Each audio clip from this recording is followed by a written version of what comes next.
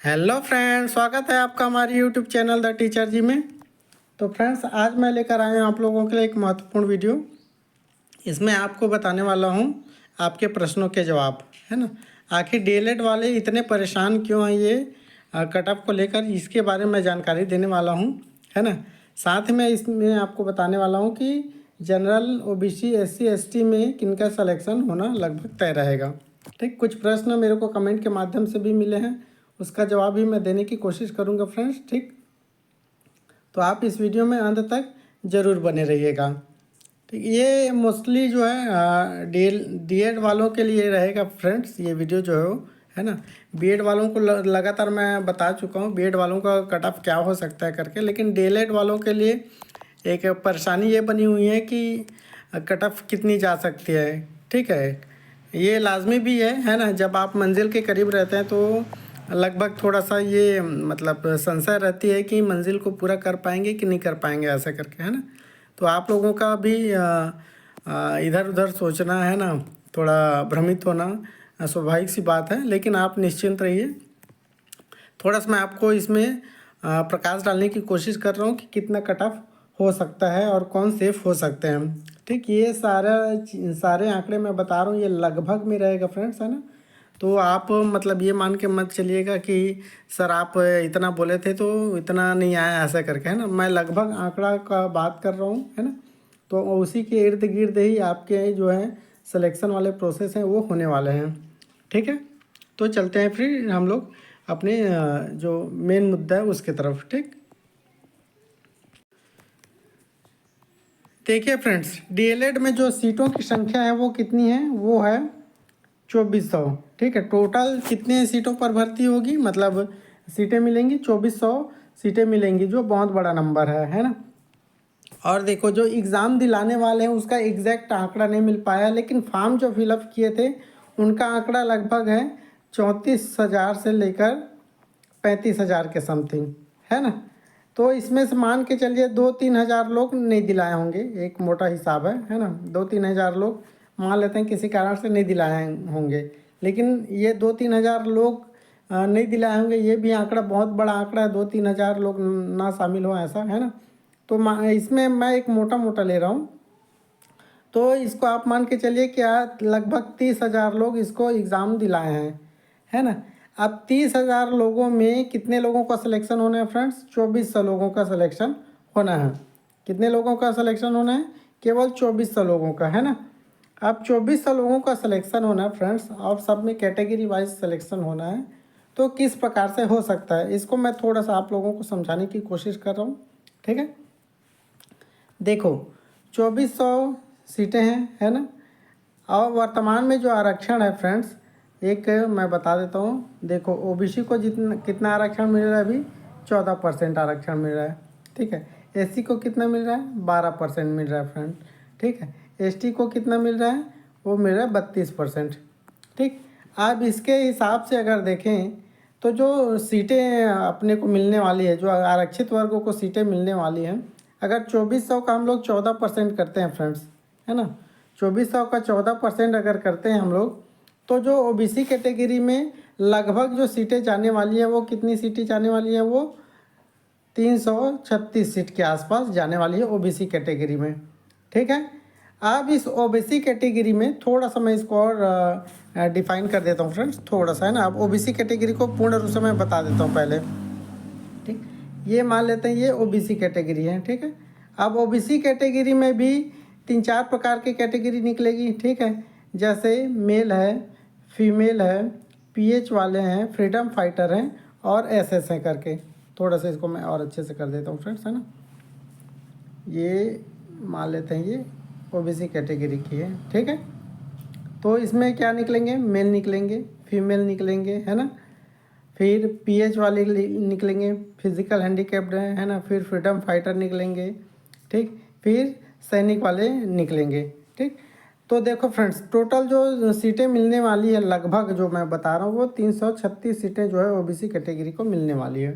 ठीक, ये 2-4 ऊपर नीचे हो सकता है। ठीक, तो अगर देखो, अब मेल जो सीटें मिलने वाली है, पहले मैं फीमेल को बता देता हूँ। फीमेल में देखो, फीमेल भी 30% इसमें आरक्षित रहेंगे, है ना। तो 336 का अगर हम लोग 30% निकालते हैं फ्रेंड्स, तो लगभग 100 के आसपास इसमें महिलाएं आ जाती हैं। ठीक है, मान एक आंकड़ा है ना, लगभग वाला आंकड़ा, और बच जाते हैं इसमें लगभग 200 लोग पुरुष बच जा रहे हैं। ठीक है, अब मैं पीएच, फ्रीडम फाइटर और सैनिक को मिला के लगभग बता रहा हूँ ना, लगभग जो है वो 36, ये 30 से 36 लोग जो है, एक बहुत बड़ा आंकड़ा है ना, 30 से 36 लोग पीएच कैटेगरी में निकल जाएं, ये बहुत बड़ा आंकड़ा है, ये लगभग मान के चलिए। ठीक, तो इतने लोग जो है वो ओबीसी कैटेगरी में स्थान बनाने वाले हैं, 336 लोग। ठीक, 336 लोग जो है वो ओबीसी कैटेगरी में स्थान बनाने वाले हैं। और इसमें मान के चलिए जो 100 लोग के आसपास होंगे वो फीमेल रहेंगे, और 200 के आसपास, ये 2-4 आंकड़े जो ऊपर नीचे होंगे ना, 200 के आसपास जो है वो मेल कैटेगरी में चली जाएगी। बाकी जो 36 के आसपास आप देख रहे हैं वो पीएच, फ्रीडम फाइटर और एसएस को मिला के हो सकते हैं। ठीक है, तो ये हुई ओबीसी कैटेगरी की बात फ्रेंड्स। ठीक है, अब हम लोग आ जाते हैं एससी कैटेगरी में। ठीक है, तो एससी कैटेगरी को जो आरक्षण मिला हुआ है फ्रेंड्स, वो कितना मिला हुआ है, 12% मिला हुआ है। ठीक है, तो 2400 का यदि हम 12% करते हैं तो जो टोटल जो लगभग सीटें जो मिल पा रही हैं वो 288 के आसपास मिल पा रही हैं। ठीक है, अब ये 288 में फ्रेंड्स यहाँ पर भी मेल निकालना है, फीमेल निकालना है, पीएच निकालना है। ठीक है, फ्रीडम फाइटर निकालना है और सैनिक निकालना है। तो देखो फ्रेंड्स, अगर 288 का अगर 30% करते हैं, देखो 30% इसलिए बोल रहा हूँ कि महिलाओं को 30% का आरक्षण मिला हुआ है। ठीक है, पर कैटेगरी में 30% उनको मिलना ही है, ऐसा है। ठीक, तो जैसे आप फीमेल कैटेगरी की बात कर लेते हैं, 288 में फीमेल कितने हो जाएंगे, तो लगभग 86 से 90 के आसपास जो है वो फीमेल कैटेगरी में चले जाएंगे। 86 से 90 जो महिलाएं रहेंगी वो फीमेल कैटेगरी में चली जाएंगी 288 में से। अब बच जाते हैं लगभग 190 के समथिंग। ठीक, 190 के आसपास मेल बच जा रहे हैं फ्रेंड्स एससी कैटेगरी में। ठीक है, तो एससी कैटेगरी में देखो 190 के आसपास मेल हो गए और 86 से 90 के आसपास फीमेल हो गए। बच जाते हैं वो कौन सी कैटेगरी में आ जाएंगे, वो सब पीएच, फ्रीडम फाइटर और सैनिक वाले कैटेगरी में आ जाते हैं। तो इसको 12 से 15 इसको मान के चलिए। ठीक है, 12 से 15 लोग इसमें जगह बनाएंगे पीएच, फ्रीडम फाइटर और सैनिक वाले कैटेगरी में। ठीक है, ये हो गई एससी कैटेगरी की बात। ठीक, अब हम लोग देख लेते हैं फ्रेंड्स एसटी कैटेगरी को। ठीक है, अब हम लोग देख लेते हैं एसटी कैटेगरी को। तो देखो फ्रेंड्स, एसटी कैटेगरी को अभी वर्तमान में कितना परसेंट आरक्षण मिला हुआ है, 32% मिला हुआ है। ठीक है, अब इसका जैसे हम लोग 32% का मेल फीमेल निकालेंगे, तो इसमें भी मेल है, फीमेल है ना, पीएच हैं, फ्रीडम फाइटर हैं। ठीक, और एस मतलब सैनिक भी हैं। ठीक, तो देखो 32, अब एसटी का 2400 में मान लेते हैं, ये 2400 है, 2400 में से हम लोग 32 निकालें, 32% निकालते हैं 2400 का। तो फ्रेंड्स इसमें जो टोटल सीटें आ रही हैं वो कितनी सीटें आ रही हैं, वो आ रही हैं 768 सीटों के आसपास आ रही हैं। ठीक है, ये 2-4 आंकड़े ऊपर नीचे होंगे ना। ठीक, अब ये 768 में 30% फिर हमको निकालना है महिलाओं के लिए। तो 768 का जब हम लोग 30% निकालेंगे फ्रेंड्स, तो जो महिलाओं को जगह मिलने वाली है वो जगह मिलने वाली है 230 के आसपास। 230 महिलाएं इसमें शामिल होने वाली हैं। ठीक है, लगभग 230 महिलाएं शामिल होने वाली हैं, और पुरुषों को जो जगह मिलने वाली है वो 520 के आसपास मिलने वाली है। फ्रीडम फाइटर, पीएच वगैरह को अगर हम लोग निकालते हैं फ्रेंड्स, तो इसमें लगभग 18 से 20 लोग जो हैं वो चले जाएंगे, या फिर इससे भी अधिक हो सकते हैं ना। ठीक है, अगर ज़्यादा संख्या है तो इसको आप लमसम 40 के आसपास भी करें तो भी कोई ज़्यादती नहीं है। 40 के आसपास मान लेते हैं, फिजिकल हैंडीकैप्ड, फ्रीडम फाइटर हैं और सैनिक मिला के लगभग 40 लोग एसटी में जगह बनाने वाले हैं। ठीक है, तो देखो अब ओबीसी में कितने लोग मिले हमें, लगभग बता रहा हूँ, है ना। एससी में कितने लोग मिले और एसटी में कितने लोग मिले। तो फ्रेंड्स जब हम लोग इसका 14% निकालेंगे, ठीक है, 12% निकालेंगे और इसका 32% निकालेंगे। ठीक है, तो जो लोग मिल जा रहे हैं फ्रेंड्स, ओबीसी में जो लोग मिल जा रहे हैं वो मिल जा रहे हैं 336।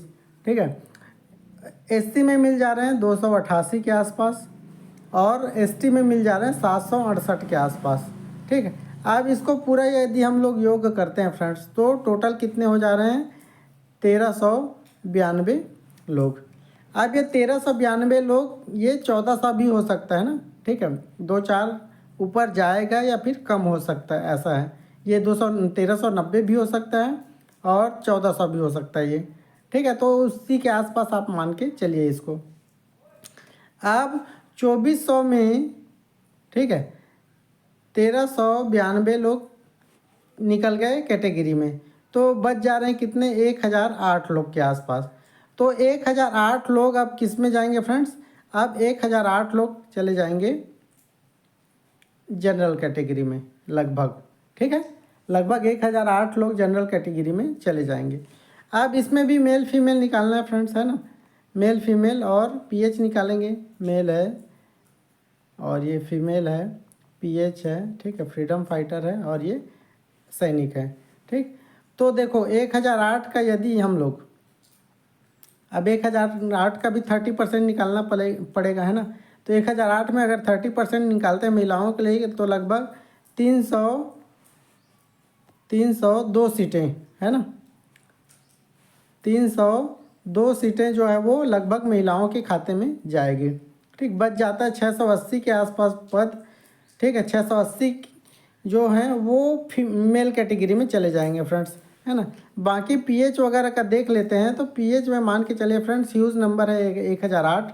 तो इसमें मान के चलिए आप 40 से 50 लोग, 40 से 50 लोग, ये 40 से 50 लोग भी बहुत बड़े आंकड़े हैं ना। 40 से 50 भी फिजिकल हैंडीकैप्ड, फ्रीडम फाइटर और सैनिक मिला के 40 से 50 लोग हो जाना बहुत बड़ा नंबर है ना। तो कुल मिला के इस प्रकार से ये नंबर विभाजन होगा। ठीक है, इतने संख्या तक जो है वो कैटेगरी में जाने वाली है। कैटेगरी में 1392 के आसपास जाएगी और बाकी जो बच जा रहे हैं 1008 के आसपास वो जनरल कैटेगरी में जाएंगे। ठीक है फ्रेंड्स, तो देखो अब क्या होगा। अब जो ये 1008 लोग हैं, ठीक है, अब इस 1008 में ओबीसी वाले भी जाएंगे। ठीक है, जिनका अच्छा नंबर रहेगा। ठीक, 1008 तक जिनका भी नंबर आ रहा है, ठीक, 1008 तक, लगभग 1008 रैंक तक जिनका भी नंबर आने वाला है, चाहे वो ओबीसी कैटेगरी से हो, एससी कैटेगरी से हो, एसटी कैटेगरी से हो। ठीक है, अब इसमें भी चाहे वो मेल रहे कि फीमेल रहे, इसमें भी ऐसे है, मेल रहे कि फीमेल रहे, इसमें भी मेल रहे कि फीमेल रहे, कि फ्रीडम फाइटर रहे, कि पीएच कैटेगरी वाले रहें, कि कोई भी रहें, है ना। अगर जिनका नाम 1008 रैंक तक लगभग आता है तो वो सीधा यूआर कैटेगरी में क्या करेंगे, क्वालिफाई करेंगे। समझ में आ रहा है। जिनका मैक्सिमम नंबर होगा, मान लेते हैं ओबीसी वाले हैं, है ना, मान लेते हैं ओबीसी वाले हैं, है ना, और उनको ठीक ठाक नंबर मिल गया, मान लेते हैं 80+ नंबर मिल गया है ना। तो वो कहाँ चले जाएंगे फ्रेंड्स, वो यूआर कैटेगरी में क्वालिफाई कर लेंगे। वैसे ही एससी एसटी की बात करें, है ना, तो एससी एसटी में भी मान लेते हैं ऐसी नंबर उन्होंने भी प्राप्त कर लिया है। ऐसा तो नहीं कि सभी लोग 70 के पहले ही रुक जाएंगे, ऐसा तो नहीं है। सभी कैटेगरी में 80+, 90+ वाले भी कैंडिडेट मिलेंगे, है ना। तो वो सभी कहाँ चले जाएंगे, यूआर कैटेगरी में चले जाएंगे फ्रेंड्स, है ना। अब जैसे ये लोग यूआर कैटेगरी में जाएंगे, ठीक है, हाई नंबर वाले यूआर कैटेगरी में जब जाएंगे तो उनकी कैटेगरी में क्या है, जगह क्या है, वो खाली हो जाएगी फ्रेंड्स। तो नीचे वालों को क्या है, जगह मिलते जाएगी। समझ में आ रहा है। तो फिर क्या होगा, जो रैंक है वो डाउन होते जाएगा। समझ में आ रहा है ना। ज़्यादा नंबर वाले यूआर कैटेगरी में चले गए, है ना, तो जब जगह खाली होगी तो कम नंबर वालों को भी जगह फिर मिलती जाएगी। ठीक है फ्रेंड्स, तो देखो अब मैं थोड़ा सा बताने की कोशिश कर रहा हूँ कि कौन से नंबर वाले लगभग मतलब ना इस लिस्ट में जगह बना लेंगे। देखो मान लेते हैं आप एससी एसटी कैटेगरी के हैं, आप एससी एसटी कैटेगरी के हैं, है ना। बीएड की बात करूं मैं तो बीएड में टोटल जो सीटें थी वो 500 सीटें थी, है ना। और जब अंतिम लिस्ट जारी की गई थी तो एससी में लगभग 74 के आसपास नंबर गया था, है ना। और एसटी में गया था फ्रेंड्स ये 68 के आसपास लास्ट नंबर, या फिर ये एससी की मैं बात करूँ यहाँ पे ये 70 के आसपास गया था, ठीक है, अंतिम लिस्ट में ना, है ना। तो अब देखो फ्रेंड्स 500 सीट में जब 70 नंबर अंतिम लिस्ट में जगह बना सकता है ना। 500 में 70 नंबर वाला जब अंतिम लिस्ट में जगह बना सकता है फ्रेंड्स, तो देखो 2400 नंबर है किसमें, डीएलएड में, है ना। तो डीएलएड में मैं मान के चल रहा हूँ इसमें 20 नंबर मैं और कम कर दे रहा हूँ, ठीक है। तो 70 में यदि 18 से 20 नंबर कम करते हैं फ्रेंड्स तो ये 50 प्लस अंक चला जाता है। 50 प्लस अंक जिनका भी होगा एससी एसटी में, ठीक है, 50 प्लस अंक जिनका भी होगा वो निश्चित तौर पे इस जो सूची है उसमें जगह बनाएंगे अंतिम लिस्ट तक, ठीक है। अंतिम लिस्ट तक जिनका 50 प्लस अंक है एससी एसटी में, तो वो लगभग जगह बनाने के लिए रहेंगे, ऐसा है। तो आप अपनी तैयारी को थोड़ा सा ध्यान में रखिएगा। वहीं ओबीसी की बात करें, ओबीसी कैटेगरी में फ्रेंड्स, तो ओबीसी कैटेगरी में जो बीएड की मैं बात करूं तो बीएड में जो अंतिम जो सूची जारी की गई थी उसमें 74 नंबर वालों को बुलाया गया था, है ना, चाहे वो मेल रहें कि फीमेल रहें। तो फ्रेंड्स ये 500 सीटों में जब 74 नंबर जिनका आया था उनको बुलाया गया था अंतिम लिस्ट में, तो अभी तो 2400 सीट है ना। 2400 सीट में अगर इसमें हम लोग 20 नंबर कम करते हैं तो ये 64 के मान लेते हैं, ये 54 के आसपास आ जा रहा है, ठीक है। और 20 नंबर कम करेंगे तो ये 54 के आसपास आएगा फ्रेंड्स, है ना। मैं थोड़ा सा ऊपर वाले में भी थोड़ा सा गड़बड़ थोड़ा सा कर डाला, है ना। तो जैसे एससी में यदि आपका 50 प्लस अंक है तो आप सेफ रहेंगे, ठीक, एससी एसटी में। ओबीसी की बात करूं फ्रेंड्स तो आप मान के चलिए आपके 60 प्लस अगर नंबर हैं, 60 प्लस नंबर हैं तो आपको अंतिम लिस्ट में जगह ज़रूर मिलेगी फ्रेंड्स, ठीक है। मैं मतलब बीएड का जो आंकड़ा है उसको देख के थोड़ा सा अनुमान लगा रहा हूँ कि जब 500 सीट में 74 वालों को बुलाया गया था अंतिम लिस्ट में, तो यहाँ तो 2400 सीट है ना। तो निश्चित रूप से 60 प्लस जिनका भी नंबर है वो एकदम सेफ जोन में रहेंगे ओबीसी वाले, ठीक है।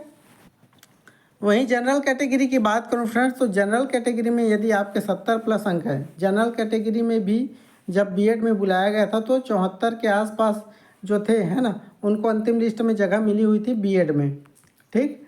आप मैं डीएड की बात करूं फ्रेंड्स, डीएड में तो 74 में अगर 10 नंबर हम लोग कम करते हैं तो 64 प्लस नंबर हो जाते हैं।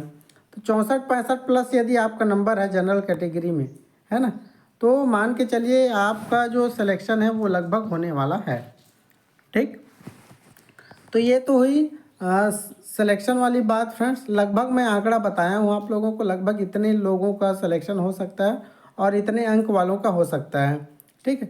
तो कुल मिला के ये मान के चलें कि 50 प्लस यदि आपका नंबर है ना, और 60 प्लस नंबर है, 65 प्लस नंबर है आपका, है ना, तो आप अपनी कैटेगरी में जैसे आप एससी कैटेगरी के हैं, एसटी कैटेगरी के हैं तो 50 प्लस नंबर, 60 प्लस नंबर है तो ओबीसी कैटेगरी में, और 65 प्लस नंबर है तो आप जनरल कैटेगरी में क्वालिफाई कर सकते हैं अंतिम लिस्ट तक, ठीक है। तो ये तो हुई मोटा मोटा आंकड़ा, ठीक। अब मैं कुछ प्रश्न मेरे को यूट्यूब में कमेंट के माध्यम से मिले उसका जवाब देने की मैं कोशिश कर रहा हूँ फ्रेंड्स, ठीक। देखो कुछ प्रश्न आए हुए हैं कि माइग्रेशन और टीसी भी लगेगा क्या, ऐसे करके। तो पिछले साल की ही बात है फ्रेंड्स, पिछले साल मैंने 2 लोगों का एडमिशन कराया था, है ना।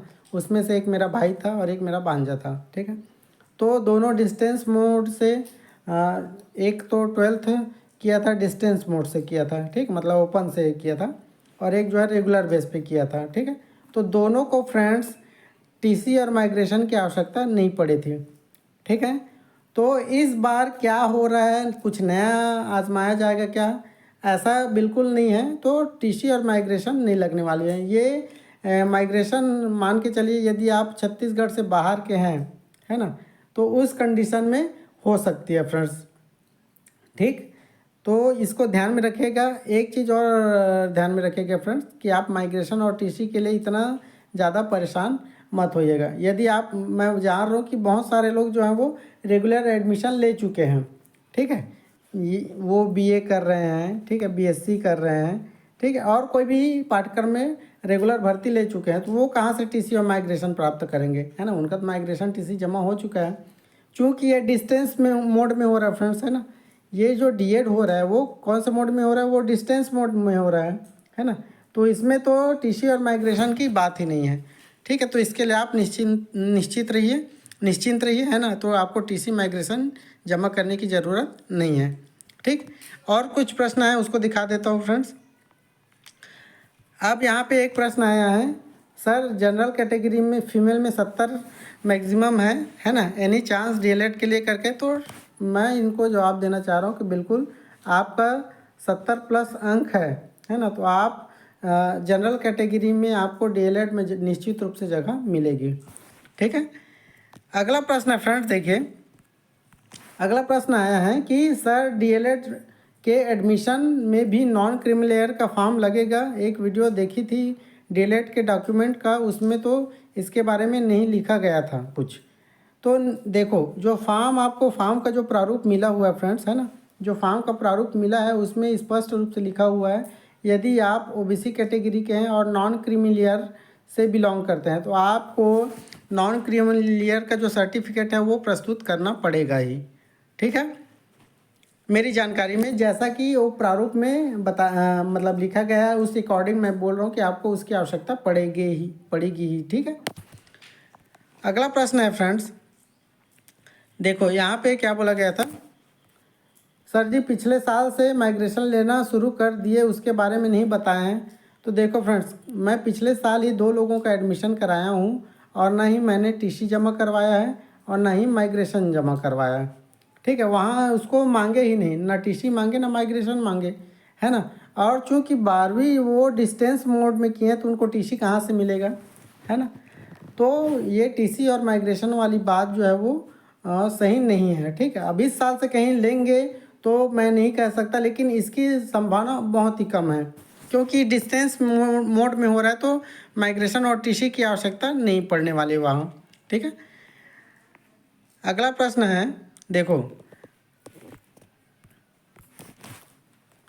सर मेरा प्री बीएड में 56 बन रही है और मैं एसटी हूँ, तो आ पाएगा कि नहीं। तो ये बीएड वाली बात है फ्रेंड्स। तो बीएड में जो कट ऑफ है वो इतना नीचे नहीं जाएगा, है ना। यदि आप 60 प्लस अर्जित कर लिए रहते हैं ना, 60 प्लस यदि आपका अंक रहता तो एक बार संभावना था, लेकिन 56 बढ़ रहा करके बोल रहे हैं, तो थोड़ा सा नहीं, बहुत कम नंबर है ये, ऐसा है। चलते हैं अगले प्रश्न की तरफ फ्रेंड्स। ये नया प्रश्न आया है, देखो सर मैं पहले जिस स्कूल से बात किया था उनका प्रिंसिपल अब चेंज हो गया है, अब न्यू प्रिंसिपल आई है, वो एक्सपीरियंस सर्टिफिकेट देने से मना कर रही है, क्या करूं ऐसे करके। तो देखिए फ्रेंड्स, अब आपको सर्टिफिकेट तो चाहिए ही, है ना। एक्सपीरियंस के लिए सर्टिफिकेट तो चाहिए ही। आप दूसरे स्कूल से सर्टिफिकेट बिल्कुल बनवा सकते हैं, है ना, और वो वैलिड रहेगा। समझ में आ रहा है। अगर वो मना कर रहे हैं, है ना, तो आप दूसरे स्कूल से सर्टिफिकेट बनवा लीजिए फ्रेंड्स, ठीक। अब अगला प्रश्न है फ्रेंड्स कि काउंसलिंग कब तक स्टार्ट हो जाएगा सर करके। तो देखो अभी जो फाइनल लिस्ट नहीं आई हुई है फ्रेंड्स, है ना। फाइनल लिस्ट 5 को एक अनंतिम सूची जारी की जाएगी, एक फाइनल उत्तर जारी किया जाएगा, है ना। उसके बाद अनंतिम सूची जारी की जाएगी, उसमें भी अगर दावापत्ती मंगाया जाएगा, फिर अंतिम सूची जारी की जाएगी। तो मान के चलिए इस महीने के अंत तक अगस्त के अंत तक मान के चलिए आपकी जो काउंसलिंग प्रक्रिया है वो शुरू हो सकती है, ठीक। क्योंकि देखो अभी मॉडल फाइनल उत्तर अभी आया नहीं है, 5 अगस्त को फाइनल उत्तर आएगा, है ना। 5 अगस्त को फाइनल उत्तर आने वाला है। फिर एक अनंतिम सूची जारी की जाएगी, अनंतिम सूची, ठीक है, ठीक है। अनंतिम सूची में भी क्या मंगाया जाएगा, दावापत्ती मंगाया जाएगा फ्रेंड्स, है ना। दावापत्ती मंगाने के बाद फिर मान के चलिए उसमें अंतिम सूची फिर से प्रकाशित की जाएगी, है ना। तो 5 अगस्त को आपका जैसे फाइनल उत्तर जारी होता है, ठीक है, उसके 1-2 दिन बाद अनंतिम सूची जारी होती है, तो 7 अगस्त को अनंतिम सूची जारी होगी मान लेते हैं, ठीक है। फिर मान लेते हैं अनंतिम सूची के पश्चात दावापत्ती मंगाया जाएगा, तो 10 तारीख को फिर आपका एक अंतिम सूची जारी होगा, ये मान के चलते हैं 10 अगस्त को, ठीक है। तो 10 अगस्त को जैसे ही आपका जो अंतिम सूची जारी की जाएगी, उसके बाद फिर क्या है, कुछ टाइम लेंगे, है ना, कुछ टाइम लेंगे दस्तावेज सत्यापन वगैरह, मतलब काउंसलिंग के लिए। तो मान के चलिए मैं काउंसलिंग अगस्त के अंतिम सप्ताह में इसलिए बोल रहा हूँ फ्रेंड्स कि ये आपको अगस्त के अंतिम सप्ताह तक ही लेके चला जाएगा, ठीक। तो आप इसके लिए तैयार रहिए। अगला प्रश्न है माइग्रेशन सर्टिफिकेट लगेगा क्या, तो इसका जवाब मैं ऊपर दे चुका हूँ, नहीं लगने वाला है, ठीक। अगला प्रश्न है, इसमें लिखा है देखो सर बीएड के लिए 1 साल का अनुभव चलेगा कि नहीं। तो देखो फ्रेंड्स, बीएड के लिए आपको बोला गया ऊपर में कि 2 साल कम से कम होनी चाहिए, है ना। तो आप इसके लिए थोड़ा तैयार रहिएगा।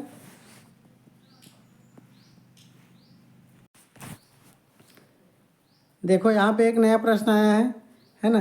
सर जी डीएड एग्ज़ाम में साइंस, मैथ्स और सोशल साइंस तीनों में एक बनाई थी और मैं धोखे से 2 बना दी, सर अब क्या होगा। तो देखो मैंने पहले ही कहा था कि आपको निश्चित रूप से सचेत होकर बनाना चाहिए करके, है ना।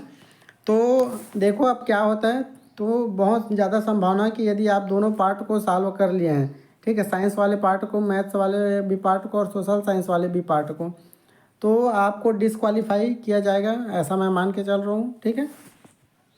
अगला प्रश्न है फ्रेंड्स, देखो निशा कश्यप जी का है, डीएड 67 एनी चांस करके, है ना।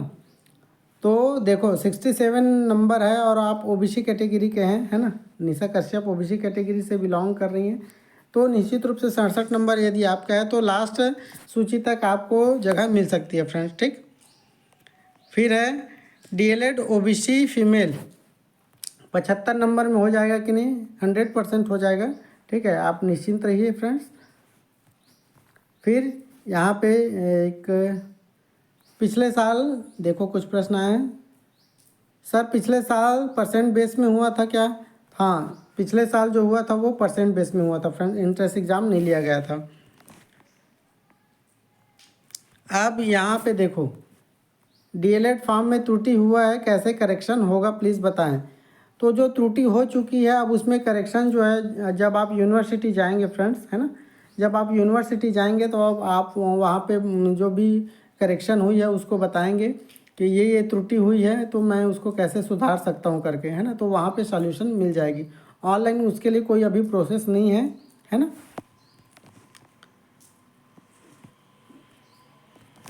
सेम वही बात यहाँ पर भी लिखा हुआ है कि सर डीएलएड फॉर्म में त्रुटि हुआ है, कैसे करेक्शन होगा प्लीज़ बताएं करके, तो ऊपर बता चुका हूँ, ठीक।